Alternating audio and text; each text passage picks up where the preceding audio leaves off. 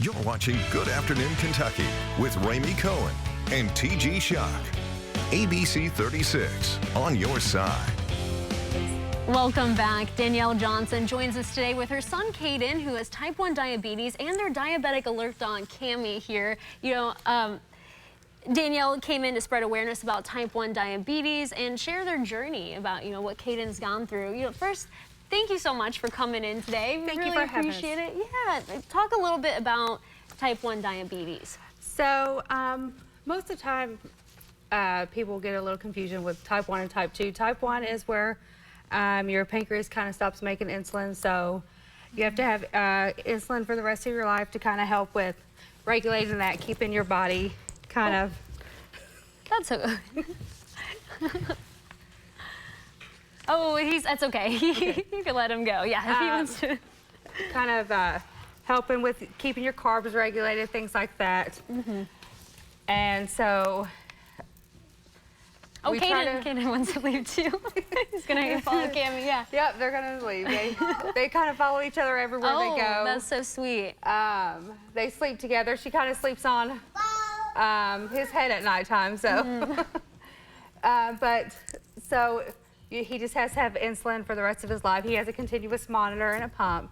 Mm-hmm. With that, it kind of regulates everything. We decided to get a diabetic alert dog just because we noticed that his Dexcom wasn't as accurate. We've had instances where he's said his was 188 and he was only 22.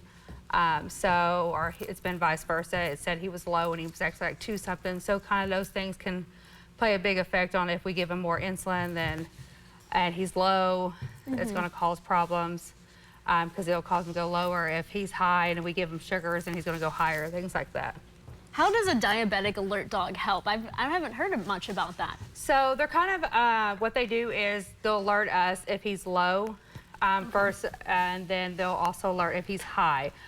They can also be trained to grab snacks for when he's low, so like his applesauce and things like that, and bring to us to kind of help out with getting that. But so it actually, I found people that have actually picked up a lot quicker than the monitors, and it will also be able to alert when he's high, and that way if his monitor's not working, we will know by the dog and we can check his blood sugar with the finger stick to make sure it's accurate and treat it that way. That's probably been a big help, and I know because I was trying to get you on the show earlier and you were still looking for the dog, but you finally found Cammy.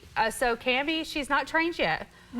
We actually were having a fundraiser at Raising Cane's, and the gentleman at Stony Brook, he's seen somehow popped up on his newsfeed all the way in Florida, and he's actually had diabetic alert dogs come from his litters before. And so he contacted us. He had some dogs available, and he's like, he kept sleeping on it, and then he finally messaged me. He's like, I would love to donate this dog to you. So we actually picked her up last weekend, and they had a bond right away, and they've loved each other, and they kind of always are right beside each other. It was cute. Earlier, before we were on air, they were giving each other a hug. Yes. It was adorable. Yes, he loves to give him hugs and stuff, and Cammy loves to give him kisses, and he's kind of getting used to that. He gets woke up to Cammy's kisses every morning, so they're really cute together. They love to play together and stuff. So we're trying to build that bond before we kind of send her off and get her trained, and because she'll be gone for a while before getting trained to be his little diabetic dog. Yeah, and I know you have a big social media following. A lot of people are following Caden's story. What is the purpose of sharing his story with everyone? I just kind of want to give everybody awareness of type 1. There's not very many babies that at 9 months old are kind of diagnosed with that.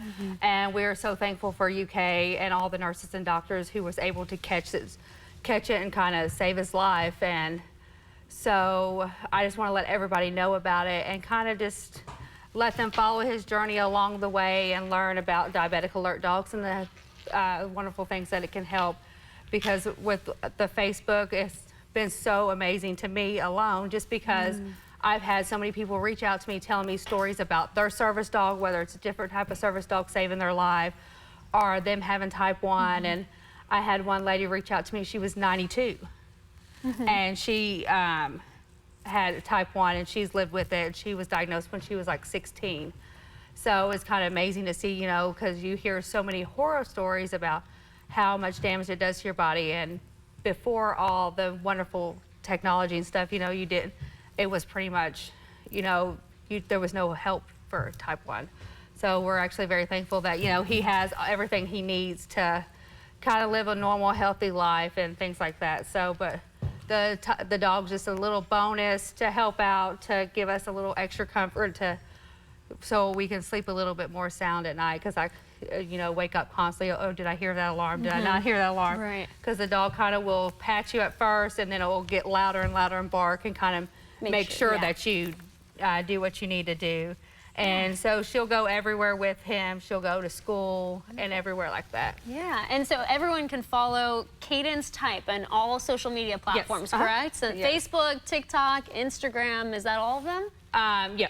Wonderful. Well, thank you so much for coming in today. We really appreciate it. you. They are just so cute. I just love this breed. I can tell they're glued. They are. They love each other so much. I was so glad of the bond that they already had together. Oh. We'll be right back with your headlines.